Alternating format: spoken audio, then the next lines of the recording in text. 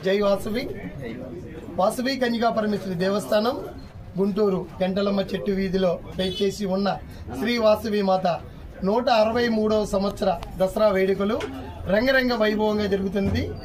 అత్యంత వైభవంగా జరుగుతున్న హిమాలయ కొండలు, అష్టాదశి పీఠాలు, ఈ గుడి కనిపించకుండా ఆ కొండలతో కొలువున్న అమ్మవారు శ్రీ వాసవి అమ్మవారు ఈసారి చాలా వైభవంగా కనిపిస్తున్నారు.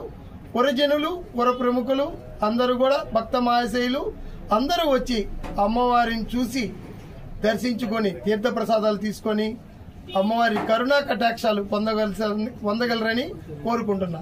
జై వాసవి, జై జై వాసవి. స్పెషల్గా ఈ సంవత్సరం స్పెషల్గా ఈ కొండలు వేయటం జరిగింది. లాస్ట్ ఇయర్ వనదేవతగా అంతా కూడా అడవి ఎలా అయితే ఉంటుందో అడవిలో కూర్చోబెట్టి అమ్మవారు అయితే ఎలా ఉంటారో అలా లాస్ట్ ఇయర్ చూపించాం. ఈసారి హిమాలయాలు, అష్టాదశ పీఠాలు చూపిస్తున్నాము. ఇంకొకటి ప్రత్యేకత ఏంటంటే 163వ సంవత్సరం సందర్భంగా 2.5 అడుగు అమ్మవారి వెండి మండపం, వెండి మందిరం లక్కీ టిప్పుగా పెట్టడం జరిగింది. ఆ మహానుభావులు, మహనీయులు ఎవరో అదృష్టం పరీక్షించుకోవచ్చు.